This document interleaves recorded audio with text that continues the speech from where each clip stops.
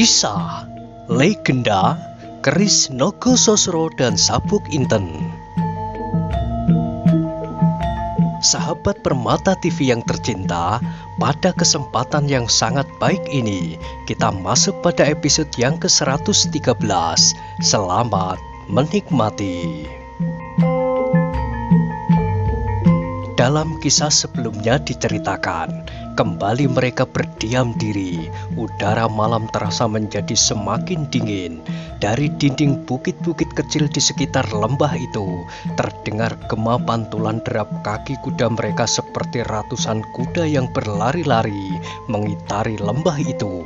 Semakin dekat mereka dengan daerah perkemahan anak-anak Banyu Biru, perasaan mereka menjadi semakin tidak tentram. Ketika mereka sampai pada tanjakan terakhir, tiba-tiba di dalam kegelapan malam, mata Mahesa Jenar dan Kepu Kanigara yang tajam itu melihat beberapa orang berdiri bertolak pinggang di tengah jalan. Dengan demikian hati mereka berdesir, mereka pasti bukan pasukan anak-anak Banyu Biru. Karena itu, segera mereka memperlambat jalan kuda mereka. Kemudian terdengarlah Kepu Kanigara berbisik, "Mereka benar-benar menghadang perjalanan kita. Aku menjadi semakin gelisah atas keselamatan anak-anak kita, Kakang," jawab Mahesa Jenar. "Lalu apakah yang akan kita lakukan?" tanya Kepu Kanigara. "Aku harus secepatnya sampai di perkemahan," sahut Mahesa Jenar. Kepu Kanigara merasakan apa yang tersirat di dalam dada Mahesa Jenar. Ia meninggalkan dua orang yang sangat penting di dalam perbendaharaan hatinya. Yang pertama adalah Arya Saloka sebagai beban pertanggungjawaban yang sepenuhnya berada di tangannya. Kedua adalah orang yang telah merampas hatinya, yang bagaimanapun juga dikesampingkan. Namun dalam saat-saat yang berbahaya, perasaan itu akan menjadi bertambah nyata. Karena itu, tidak ada alasan baginya untuk menahan maksud Mahesa Jenar, meskipun ia sendiri digelisahkan oleh putri satu-satunya yang ditinggalkan di perkemahan itu pula. Namun apabila salah seorang dari mereka berdua dapat mencapai tempat itu secepatnya, maka keadaan pasti akan dapat dikuasai siapapun yang sedang berada di sana. Kalau begitu, akhirnya Kepu Kanigara mengambil keputusan. "Biarkan aku berjalan terus menghadapi orang-orang itu. Kau cari jalan lain untuk segera sampai ke perkemahan itu. Kita masih belum tahu siapakah yang menghadang perjalanan kita. Apakah kita memerlukan waktu sedikit atau banyak?" "Baik, Kakang," jawab Mahesa Jenar. Kemudian dengan tidak menunggu kata-kata Kepu Kanigara lagi, Mahesa Jenar meloncat dari kudanya, kemudian menyelinap hilang di balik gerumbul-gerumbul di tepi jalan lembah itu, untuk kemudian dengan tergesa-gesa lewat jalan memintas langsung menuju ke perkemahan di Gedong Songo yang sudah tidak seberapa jauh lagi. Apalagi Mahesa Jenar mengambil jalan lurus, meskipun sekali-kali harus mendaki tebing dan meloncati lubang-lubang yang banyak berserakan di sana-sini. Ia tidak mempunyai angan-angan lain pada saat itu daripada secepatnya sampai di daerah perkemahan. Meskipun demikian, ia sempat mendengarkan saat derap kuda-kuda rombongannya itu berhenti. Namun ia sama sekali tidak mempedulikan. Ia percaya bahwa Kepu Kanigara pasti akan dapat mengatasi keadaan. Dalam pada itu Wana Merta Bantaran dan Penjawi pun terkejut melihat Mahesa Jenar meloncat turun dari kudanya dan kemudian menghilang. Tetapi mereka tidak sempat bertanya ketika kemudian terdengar Kepu Kanigara berkata, "Bawalah kudanya, ia perlu secepatnya sampai di perkemahan kita. Bersiaplah menghadapi kemungkinan di depan kita." Sebelum mereka menjawab, jarak mereka dengan orang-orang yang berdiri di tengah jalan itu sudah demikian dekatnya, sehingga mereka terpaksa menghentikan kuda-kuda mereka. Namun mereka masih tetap berada di atasnya. Sesaat kemudian salah seorang yang berdiri di tengah, bertubuh kekar dan berkumis tebal melangkah maju sambil berkata dengan suara yang menakutkan. "Siapa kalian?" "Aku Karangjati," jawab Kepu Kanigara perlahan-lahan. Dengus orang yang bertanya yang tidak lain adalah Lowo Ijo. "Kalian mau kemana?" "Kami ingin kembali ke perkemahan kami," jawab Kepu Kanigara. Sekali lagi Lowo Ijo mendengus. "Dari manakah kalian?" Sampai pertanyaan itu Kepu Kanigara merasa bahwa orang yang berdiri menghadangnya itu ingin memperpanjang waktu dengan mengajukan berbagai pertanyaan. Karena itu ia segera mencoba mempersingkat pembicaraan. "Aku datang dari Banyu Biru. Kau tidak usah menanyakan keperluanku. Dan kau tidak usah mengurus hal-hal di luar kepentinganmu. Nah, sekarang katakan kepadaku, siapa kau ini?" Lowo Ijo tertawa, jawabnya. "Jarang-jarang aku menemui pertanyaan serupa itu, sebab hampir setiap orang mengenal aku. Akulah yang dinamai Lowo Ijo dari Alas Mentauk." "Oh," sahut Kepu Kanigara. Sekarang ia dapat mengukur kekuatan lawannya, sebab ia telah mendengar kekuatan hantu Alas Mentauk ini. Tetapi agaknya Lowo Ijo masih saja ingin bertanya-tanya, apalagi ketika ia tidak melihat Mahesa Jenar di antara orang-orang rombongan berkuda itu. "Berapa orang kalian semuanya?" "4," jawab Kepu Kanigara mulai jengkel. "Tetapi jumlah kuda kalian adalah 5. Di mana yang seorang?" tanya Lowo Ijo pula. Kepu Kanigara sudah tidak mau melayani pertanyaan-pertanyaan yang menjemukan itu lagi. Ia ingin cepat-cepat lewat dan menemui putrinya, kalau ia mengalami sesuatu. Karena itu Kepu Kanigara berkata lantang, "Minggirlah Lowo Ijo, supaya aku bisa lewat, atau supaya kamu tidak terinjak oleh kaki kuda-kuda kami." Lowo Ijo adalah seorang kepala gerombolan yang ditakuti oleh penduduk di sekitar Alas Mentauk. Bahkan namanya tersiar sampai ke daerah-daerah yang jauh. Karena itu, ketika ia mendengar seorang yang takut terinjak seakan-akan menganggapnya tidak lebih dari seorang yang takut oleh kaki-kaki kuda, ia menjadi marah. Apalagi orang yang duduk di atas punggung kuda dan memandangnya dengan berani itu bukanlah orang yang pernah menggemparkan karena kesaktiannya. Kalau semula ia agak cemas terhadap Mahesa Jenar setelah mengetahui tingkat ilmu Arya Saloka muridnya, maka kemudian ia menjadi berlega hati ketika Mahesa Jenar tidak ada di dalam rombongan itu. Meskipun ia mulai bertanya ketika diketahuinya bahwa seekor kuda dari rombongan itu ternyata tidak berpenumpang. Maka dengan marah ia menjawab dengan kasarnya, "Karangjati, kau harus belajar menilai seseorang. Aku minta kau turun dari kudamu untuk menghormati kehadiranku di sini. Kemudian kau harus berkata sejujur-jujurnya, di mana Mahesa Jenar sekarang berada. Sesudah itu, baru aku dapat memberi keputusan apakah kau akan diizinkan untuk meneruskan perjalanan ke perkemahan orang-orang Banyu Biru itu, atau kau terpaksa kembali ke Banyu Biru." Kepu Kanigara semakin tidak senang melihat sikap itu. Sebenarnya ia tidak perlu marah kepada Lowo Ijo, sebab ia tahu benar bahwa demikianlah sifat-sifat yang pada umumnya dimiliki oleh orang-orang dari kalangan hitam.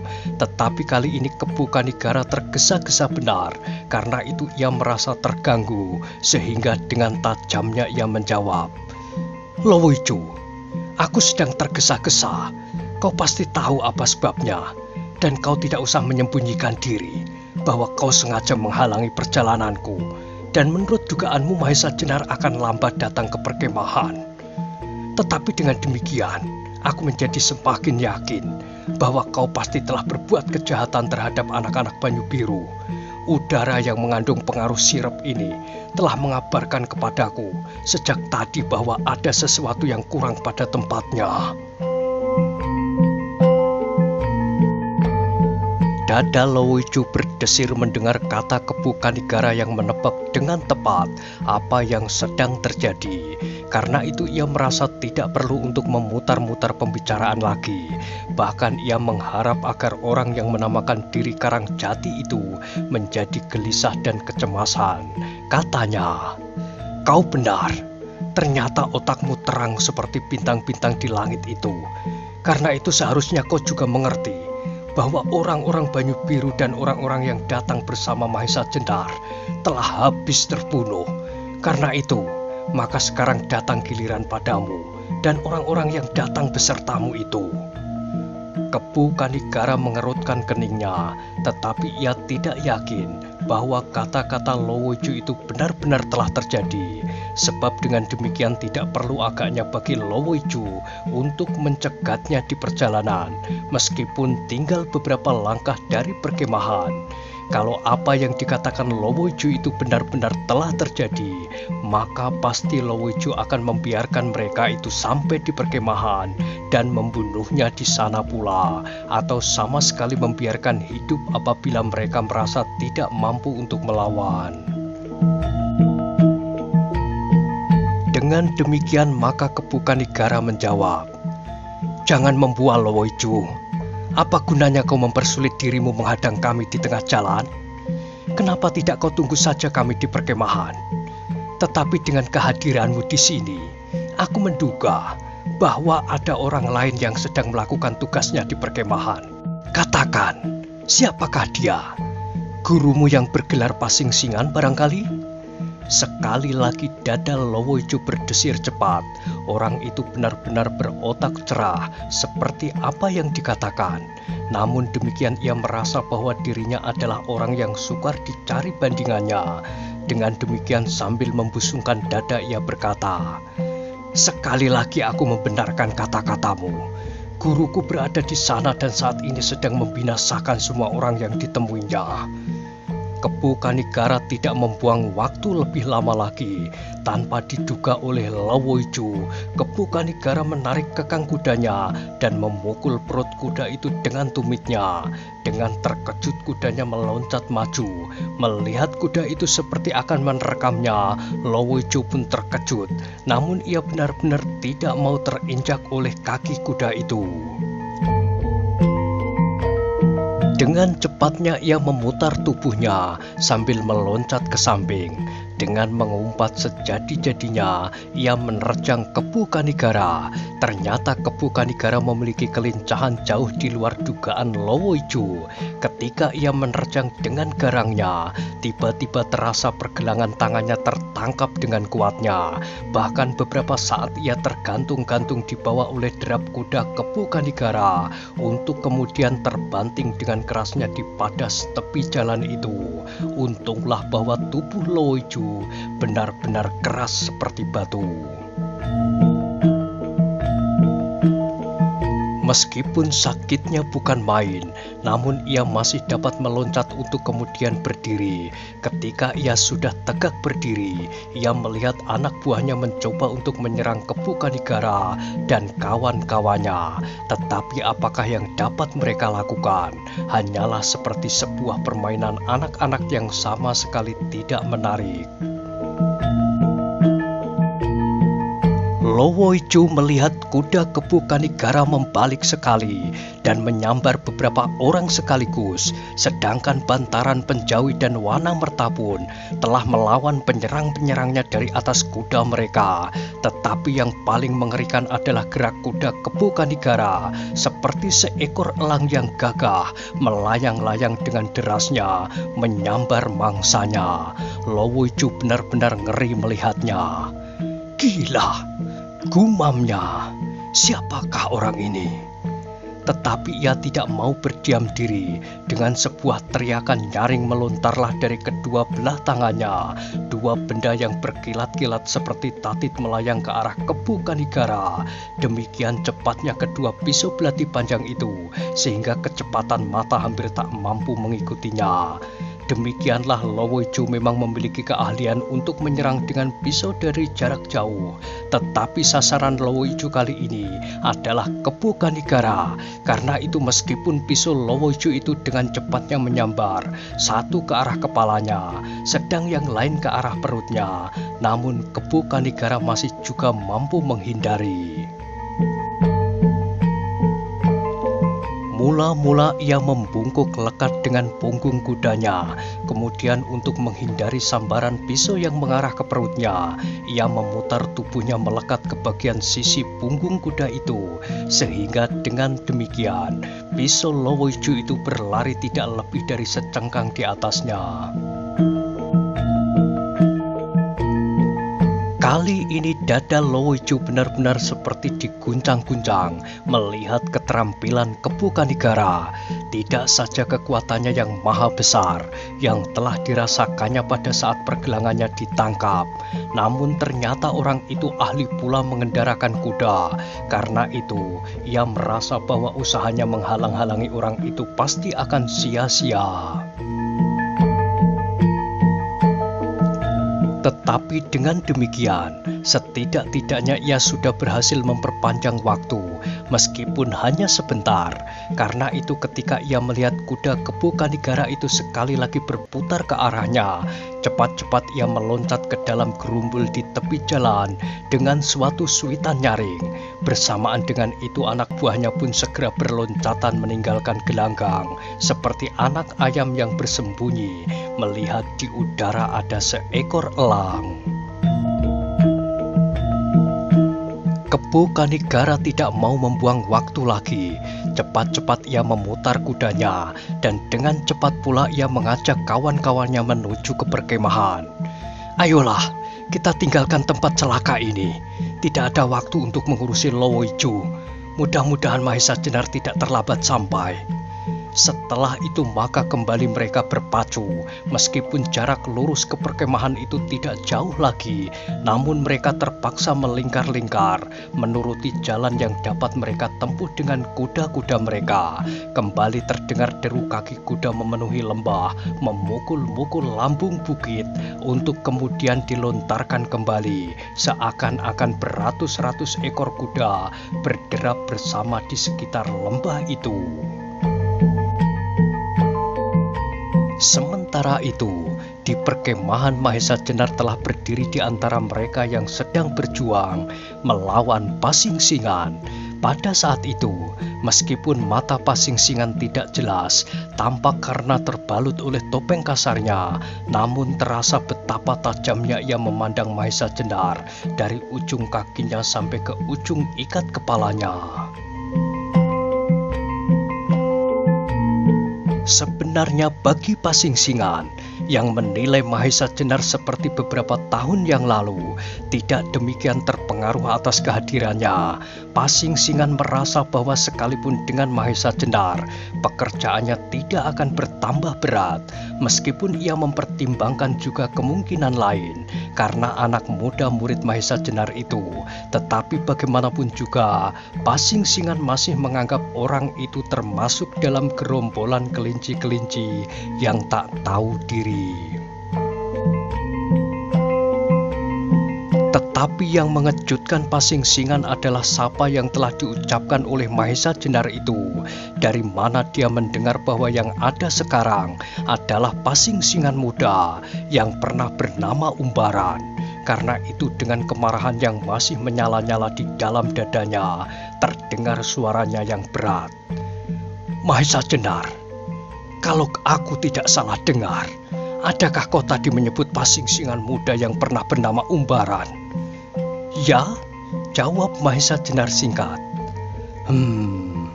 Geram Pasingsingan. Kemudian ia bertanya, siapakah yang kau maksud dengan nama itu? Mendengar pertanyaan itu Mahesa Jenar tertawa. Sekarang ia sudah tidak lagi gelisah.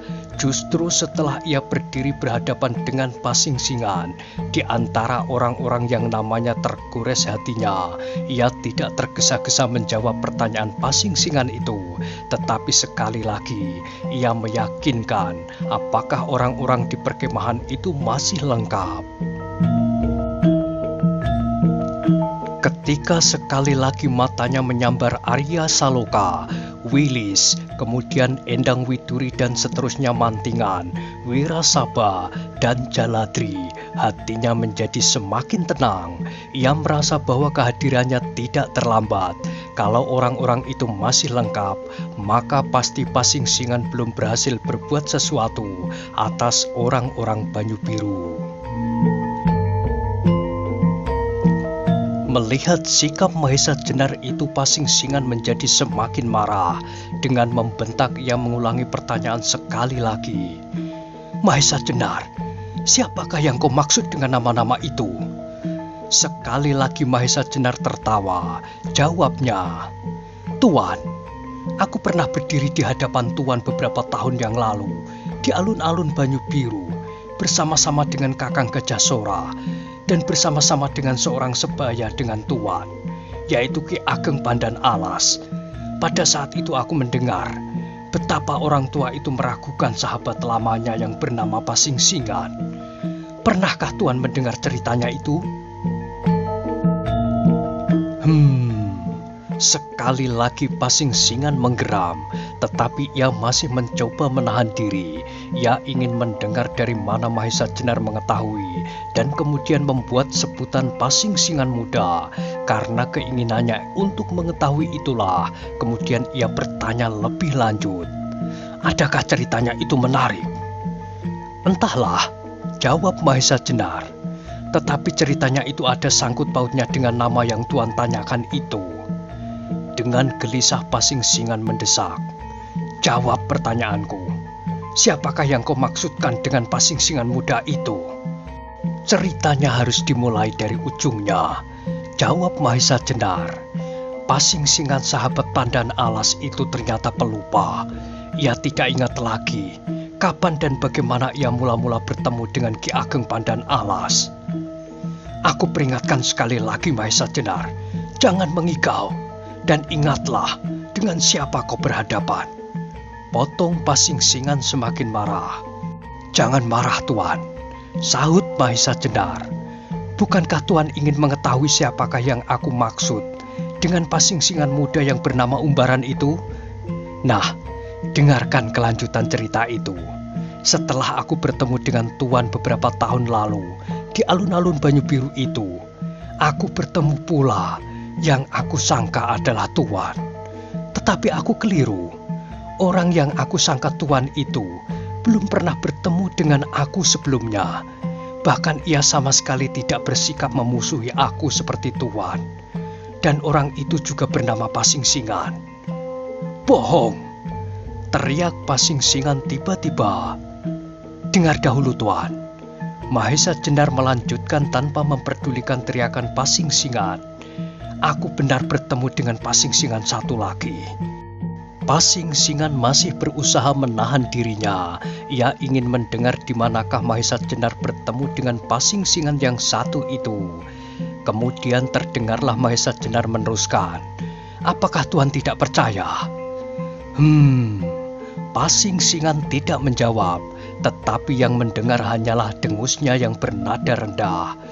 Pasing Singan itu aku temui di Pudak Pungkuran, sambung Mahesa Jenar. Pasing Singan masih berdiam diri. Bahkan di sana tidak saja hanya satu Pasing Singan, tetapi ada 3. Mahesa Jenar meneruskan. 3, ulang Pasing Singan hampir berteriak. Tetapi kemarahannya sudah menggelegak sampai di kepalanya. Ia merasa seolah-olah Mahesa Jenar hanya mau mempermainkan dirinya atau memperpanjang waktu untuk menanti kawan-kawannya yang masih berada di perjalanan. Sebab Pasing Singan yang cerdik itu pun segera mengetahui bahwa Mahesa Jenar pasti pergi mendahului rombongan yang dicegat Lowo Ijo di perjalanan. Karena itu, dengan marahnya ia menggeram.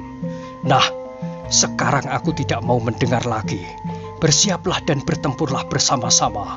Umur kalian tidak akan lebih daripada saat bintang Waluku mencapai ujung cemara itu. Tetapi Mahesa Jenar seperti tidak mendengar kata-kata Pasing Singan itu dan berkata terus. 2 orang Pasing Singan sebaya dengan Tuan. Sedang yang seorang lagi, agaknya telah lebih tua, meskipun masih nampak segar. Dari mereka aku mendengar bahwa selain dari 3 pasing-singan itu, masih ada satu lagi yang memisahkan diri dari pergaulan antar pasing-singan itu. Orang yang memisahkan diri itulah pasing-singan yang paling muda dan bernama Umbaran. Pasing-singan yang sudah siap untuk meloncat menyerang mereka dengan pisau belatinya yang bernama Kiai Suluh itu menjadi urung. Dadanya yang terbakar oleh kemarahannya itu menjadi berdebar-debar. Dengan penuh kecurigaan ia bertanya menyelidiki, "Siapa itu?" Suara itu cukup garang, namun terasa betapa ia menjadi cemas oleh kata-kata itu. "Adakah mereka hanya mengaku diri?"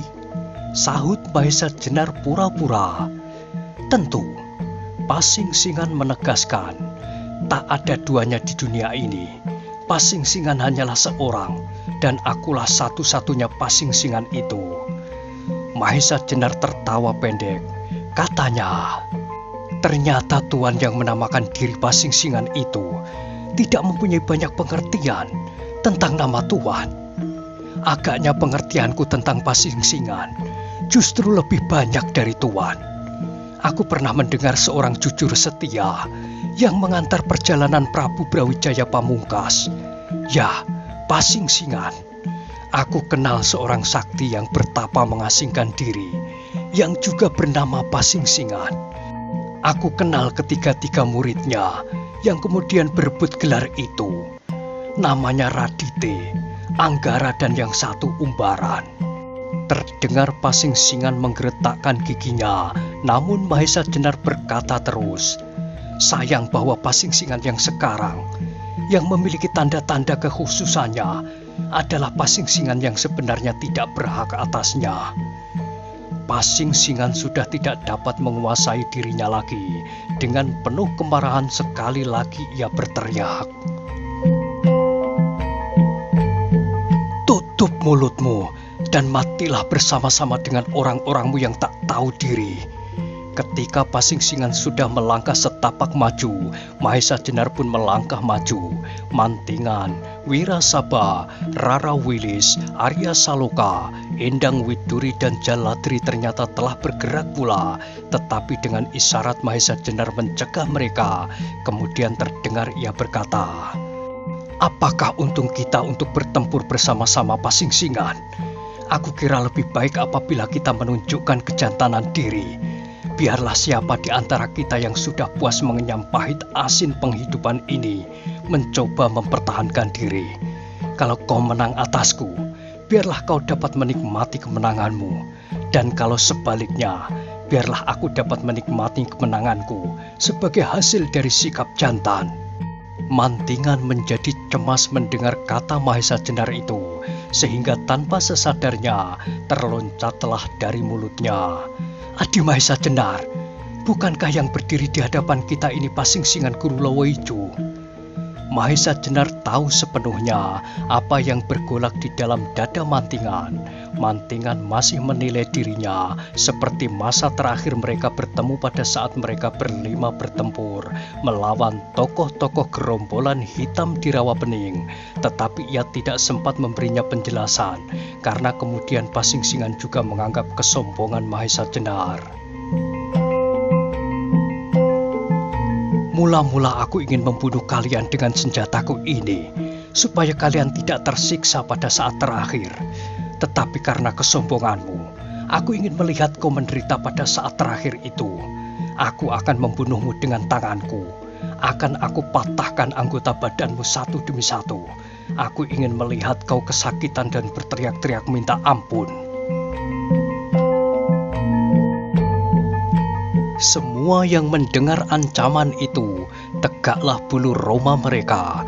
cara paling keji telah dirancangnya oleh Pasingsingan, tetapi mereka tidak berani melanggar larangan Mahesa Jenar, sebab dengan demikian mereka akan dapat menyinggung perasaannya. Tetapi bagaimanapun juga, mereka tetap siap dengan senjata mereka, sebab kalau benar-benar Pasingsingan akan melakukan ancamannya itu, tidak mungkin bagi mereka untuk membiarkan hal itu terjadi. Sesaat kemudian Pasingsingan yang ingin membunuh Mahesa Jenar dengan tangannya itu menyarungkan pisau belatinya, dan kemudian dengan sikap yang mengerikan ia perlahan-lahan mendekati Mahesa Jenar yang berdiri tegak seperti sebuah batu karang yang kokoh kuat, tak tergoyahkan oleh badai dan arus oleh deru gelombang. Pasingsingan heran juga melihat sikap dan ketenangan Mahesa Jenar, tetapi di matanya Mahesa Jenar tidak lebih dari seorang anak-anak yang besar kepala. Karena itu, ketika ia sudah berdiri selangkah di hadapan Mahesa Jenar yang belum beranjak dari tempatnya, ia menyerangnya dengan acuh tak acuh saja. Sebuah pukulan diarahkan ke wajah Mahesa Jenar, tetapi meskipun dalam sikap acuh tak acuh, namun gerakan Pasingsingan itu cukup menggoncangkan dada mereka yang melihatnya. Mahesa Jenar pun mengetahui bahwa Pasingsingan memukulnya dengan acuh tak acuh, tetapi ia tahu pula bahwa tangan Pasingsingan itu seolah-olah mengandung bisa yang sangat berbahaya. Karena itu ia tidak mau dikenai oleh pukulan itu. Bahkan kemudian ia mengharap agar Pasingsingan menjadi marah dan bertempur sepenuh tenaganya. Ia mengharap bahwa dengan ilmu yang telah didalami sampai ke intinya itu, ia akan dapat setidak-tidaknya mengimbangi kekuatan Pasingsingan. Karena itu, ketika Pasingsingan memukulnya dengan sikap acuh tak acuh, maka dengan sikap acuh tak acuh pula Mahesa Jenar menghindari pukulan itu. Bahkan seperti orang yang menggeliat sehabis bangun tidur tanpa mengubah letak kakinya. Namun karena demikian, sambaran tangan Pasingsingan itu hampir-hampir saja menyentuh kulitnya. Bahkan sambaran anginnya serasa betapa kerasnya pukulan yang demikian saja dilontarkan. Semua yang menyaksikan peristiwa itu hatinya berdesir copot. Mula-mula dada mereka menjadi tegang, seolah-olah tak sempat untuk menarik nafas. Tetapi kemudian mereka heran melihat sikap Mahesa Jenar. Kenapa ia sedemikian beraninya bersikap acuh tak acuh saja? Namun yang mereka saksikan adalah pukulan Pasingsingan itu benar-benar tidak mengenainya. Yang paling heran dari semuanya adalah Pasingsingan sendiri. Seolah-olah ia tidak percaya pada penglihatan matanya bahwa Mahesa Jenar dapat menghindari pukulannya hanya dengan menggeliat saja. Namun ternyata hal itu benar-benar telah terjadi.